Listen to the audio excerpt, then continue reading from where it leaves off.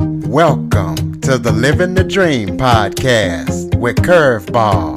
If you believe, you can achieve.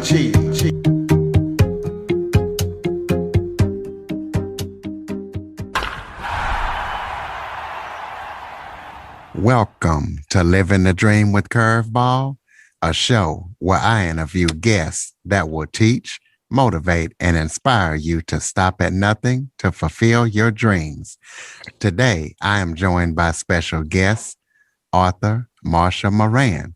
Marcia had a stroke in 2014, and she thought she was going to be able to go back to work in 2015, but due to a language disorder called aphasia, she was not able to communicate during her interviews. It took her 3.5 years to find a doctor to treat her condition. So she wrote a book about her experience called Stroke Forward. We're going to be talking about her language disorder in case anybody out there is experiencing that and what that is and how it's treated. We're going to be talking about her book and how she has bounced back since then. Marcia, thank you so much for joining me today. Thank you for having me, Curtis. It's an honor to be here. I'm glad to have you. Why don't you start off by giving people a little bit of background about yourself? So I had a business of my own.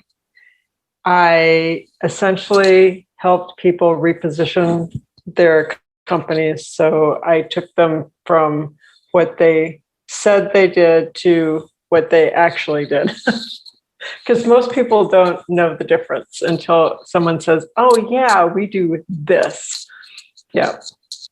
Okay, so let's talk about your stroke. Were you having some health issues, or how did that happen, or do you know how it happened? So I was 53 years old. I had no issues that I knew of. And I woke up one morning and felt odd. And so I texted my friend to tell her that I wasn't going to make breakfast. And when I was looking at the text, I'm going, I can't read this. I must be really tired. So I put my phone down, rolled over, and got the worst headache imaginable. And despite the pain, I fell asleep. When I woke up the next time, I knew that something was really wrong because I was paralyzed on the right-hand side. And I knew that I had to find help. No, it was Sunday morning, so my husband was downstairs. So I fell out of bed and dragged myself across the carpet. And I made the door, but it was closed, so I had to reach up. And it took a long time because my right side was holding me down. But I finally snagged the door open and I took a break, and I can't tell you how long it was. And I finally dragged myself down the hall, and I made it partway down the hall and totally ran out of gas.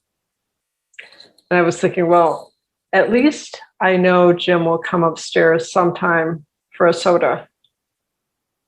Crash! I don't know what fell, but something fell. And Jim came upstairs and he found me laying on the floor and he said, Marcia, are you okay?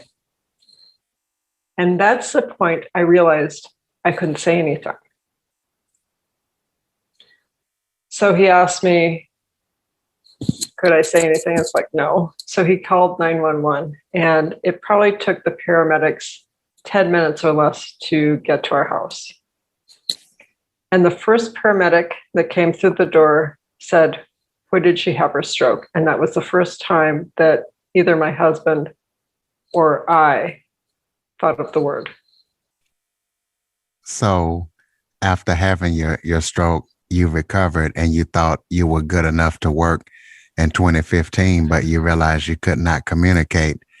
Were you able to communicate before the interview that you realized you could not communicate? Kind of walk us through that and explain how you go from recovering and then going for a job interview and now you can't communicate. So when you have aphasia, at least for when I had aphasia, it was like I had two people in my head. There was the person who was understanding what was being said and had something to say back, but I couldn't say it. So I could find a different way to kind of communicate. And I thought I was pretty good at that. The problem with aphasia is that you sometimes can't say anything. Sometimes you can say a little bit. Sometimes you speak pretty well. So I had gotten to the point where I thought I was speaking pretty well. So I sent my resume in with a cover letter that told them I'd have a stroke, and two companies replied back. And I thought they were really interesting companies. One was for people with having a hearing aid or a hearing problem. And that was my first interview. And they called, I picked up the phone, we introduced ourselves. They asked the first question, and I said nothing. Absolutely nothing. I tried again. I still said nothing. So I realized that there's conversational language. Hi, how are you? It's sunny outside. It's raining. That part I could say most of the time. But the deeper language that talked about what you did for your job, I couldn't connect to yet. So I didn't say anything else during the interview, and of course it was over. So I was saying, okay, well, that's okay. It's your first time. You can try and do better the next time. So the second company called, and it was a company that did business plans. And I'm going, that's great, because I'd done 40, 50, 60 business plans in another life. So I thought, no problem. And I did okay in the beginning, but halfway through the interview, the ability to speak just stopped. And so I couldn't say a word. The interview was over. And so I knew that I had to find a different way to communicate. It's weird, but that's how it was. Well, explain what aphasia is and how do you get it? Are you born with it, or was it because of your stroke? Give us a overview of that.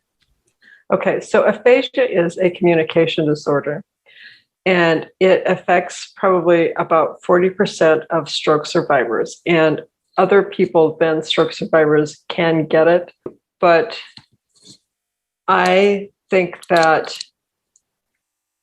well, I'm interested in stroke survivors because I had a stroke. So mine was, I could hear what people were saying, but I couldn't speak back. And that has to do with Broca's aphasia.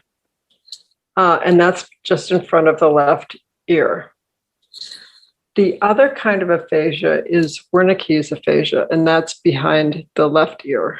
So mine is in front, Wernicke's is behind. And those people speak fluently, but they speak in gibberish. They say a lot, but it's all gibberish to people. The National Aphasia Association has on their website that if you have aphasia for more than 3 months, you probably have it for life. And I didn't like that. So I was looking for someone who could help me. I didn't know if anyone could, but I was still looking for it. And I found somebody, a chiropractor, who helped me part way in the second year. And so what he did is he did laser therapy. And he put the laser just above my Broca's aphasia, right? And I found that I could speak somewhat better. And having his laser therapy, I got probably 40% better, which is good. Not great, but it was good.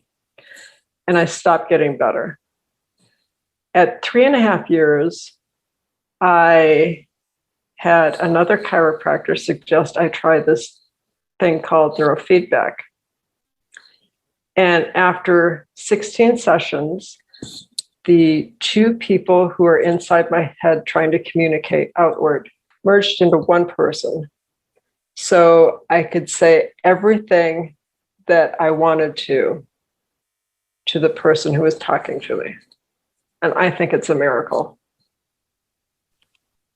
It definitely is a miracle, and definitely glad that you were able to get that help. Now, for most people that get aphasia, are they able to get the same help you got, or is this treatment known about or not as wide known?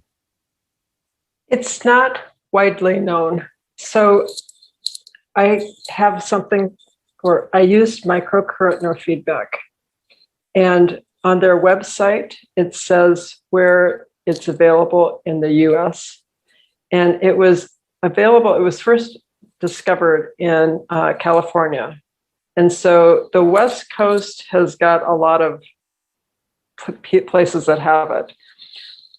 My chiropractor was the first person in Virginia to offer it. And so you have to take a chance and just see if it was available to you. So let's talk about your book that you wrote. Tell us about the book, how we can get it, and tell us what the book is about. Well, the book is about my journey through my stroke and how I got to the place I am today, which is I'm 90% better or 95% better. And it's written for the stroke survivor, the caregiver, and people who want to become advocates. So it's a little bit about what I thought. It's a little bit about what my husband thought, who was my primary caregiver. My sister writes in it. My doctors write in it. And so you get a sense of what a stroke is really all about, because everything is different depending on who the person is. So, for example, something happened to me, right? And I'd look at it one way, and my husband would look at it a completely different way. And we're both right. But it was just a different way of looking at things. I guess the story is about, I did some things that I think were unusual. So the laser therapy, microcurrent neurofeedback, they're in the book because people need to know about them. And I think that although microcurrent neurofeedback only does for stroke victims, I would say that you have an 85% chance of getting better. That doesn't mean you will get 100% like I did, but that's a pretty high level to not try it, if you know what I mean. And you can buy the book on Amazon.com, so it's stroke forward, and you just type it in and you can buy it. So you say that you're 90% better. Are you able to work now and do most of the things that you used to do? I can. So I am actually taking a class. I'm going to be a coach for stroke survivors and caregivers. And I think it's really important because there's so much that stroke survivors need. And I don't know that all that many people know what they should do. Right? So I'm hoping that once I'm certified, I can give them hope. Well, besides your stroke class, what other projects upcoming are you working on that we need to know about? Well, I decided to make an audiobook. So if 40% of stroke survivors can't read, then an audiobook is the way to go. Well, let people know how they can connect with you. You have a website or you on any social media platforms? I am on the website. It's www.strokeforward.com. And I'm also on Facebook. So they can look for Stroke Forward on Facebook and find me. Well, do you have any final thoughts for stroke survivors, caregivers, anything like that that you can leave people with? Because your story could help save somebody's life. Yes. So for stroke survivors, I will tell you, never give up.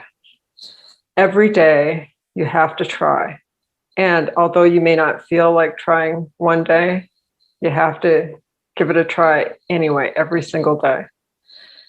For caregivers, I would say that you have to take care of yourself first. So every day you have to make sure that you're eating right, you get enough sleep, you get some time to yourself, because if you're tired or not taking care of yourself and you get grumpy, the person that you're going to be grumpy with is your stroke survivor. And they have enough to deal with already. I mean, I know that being a caregiver is a whole lot of work. And it takes a lot of people, it takes patience and kindness. And maybe you're not cared for the way you'd like to be, but your stroke survivor needs you. So please take care of yourself first. Ladies and gentlemen, Marcia Moran at www.strokeforward.com. Be sure to go pick up the book and check out her amazing story. Marcia, thank you so much for joining me today. It has been a pleasure, Curtis. And listeners, please be sure to follow, rate, review, share after listening. And also, if you're an Android user, go to the Google Play Store, type in Living the Dream with Curveball, and download my podcast app. For more information on the Living the Dream podcast, visit www.djcurveball.com. Until next time, stay focused on living the dream.